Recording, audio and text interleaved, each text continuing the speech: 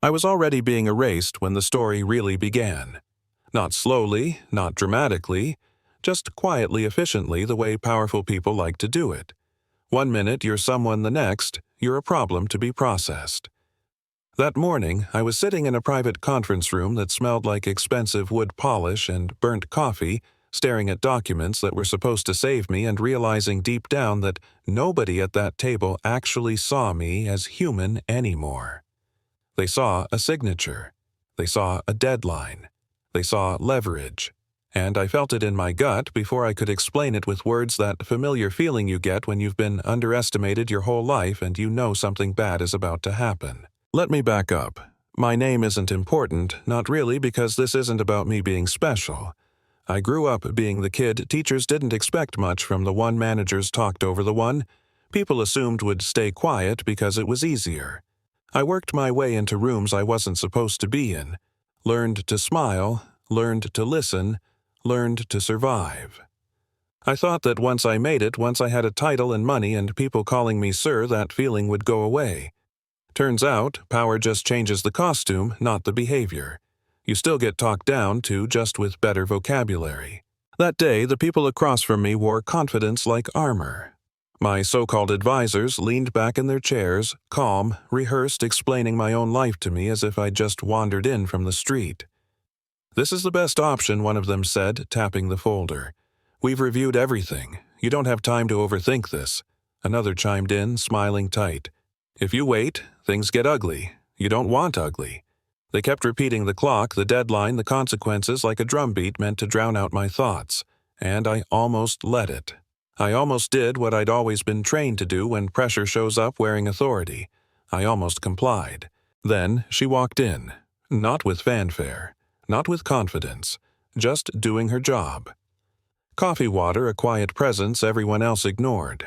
And I hate admitting this, but at first I ignored her too. Because I'd learned that in rooms like that you don't look sideways, you don't acknowledge anything that might slow the machine down. But something about the way she moved, the way her eyes flicked to the papers and lingered just a second longer than normal, pulled my attention back to her. She wasn't just glancing. She was reading. Really reading.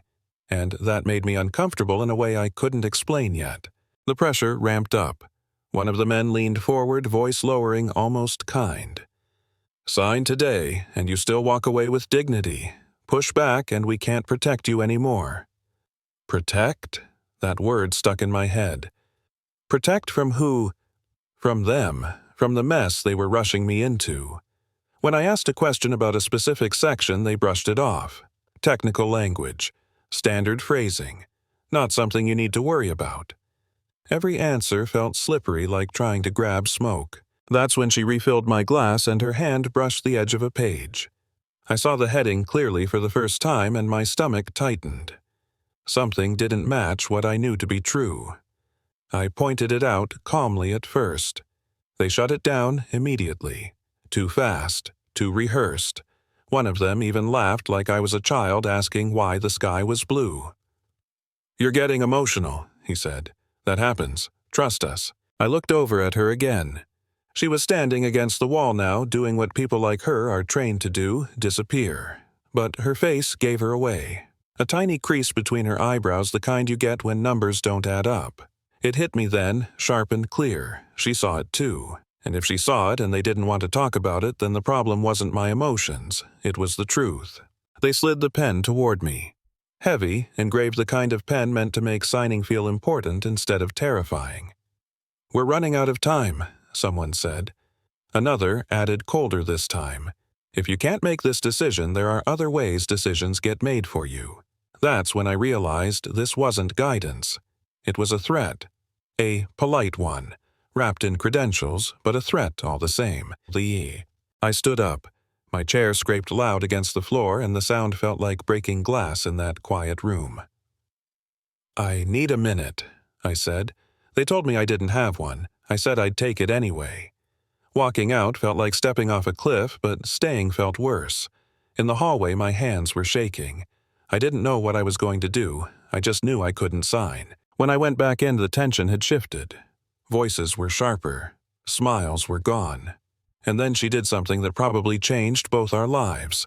She took a napkin, wrote a few words, folded it once, set it in front of me like it was nothing, like she hadn't just stepped into a fight she wasn't invited to. I unfolded it. Short, direct, a reference to the exact section that had been bothering me and a simple note that said what my gut had been screaming. This is wrong. The room froze. Someone demanded to know who wrote it. She said she did.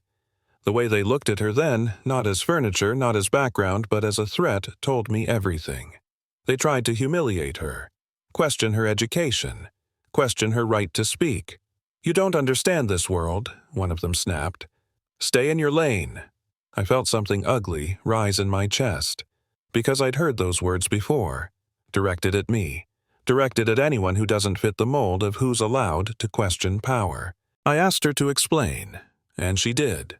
Calmly, clearly, no drama, just facts. And the more she spoke, the more the story they'd been feeding me fell apart.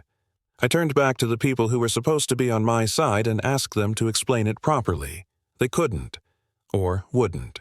They started talking about time again, about consequences, about how I was making a mistake listening to someone like her. That's when I ended it. I told them to leave. All of them. The shock on their faces was almost funny. Almost. They warned me I'd regret it, that I was ruining myself, that I'd never recover. Maybe they were right, but I knew one thing for sure. If I signed those papers, I'd never forgive myself. After they left, the room felt different. Quieter. Real. She looked like she might pass out from stress. I probably looked the same.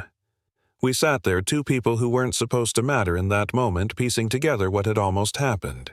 And the picture was ugly. A setup. A trap. Legal on paper. Criminal in spirit. Designed to take everything while smiling to your face. I won't pretend the aftermath was easy. It wasn't some movie ending where the bad guys vanish and the music swells. There were threats. There were sleepless nights.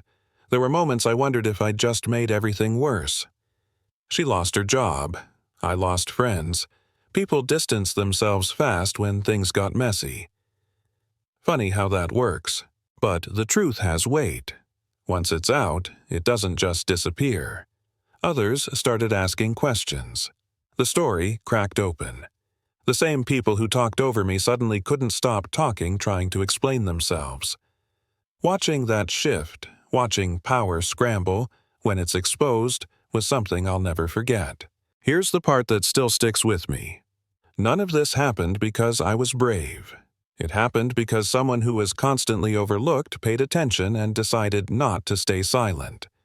Someone who'd been underestimated her whole life finally said, "No, this isn't right." And I listened.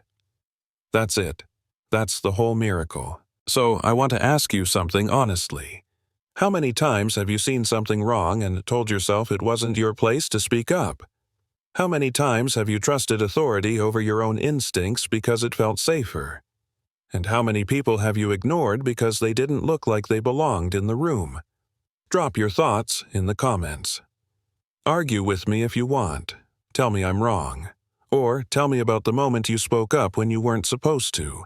Because sometimes justice doesn't come from the loudest voice, it comes from the one everyone else tried not to hear.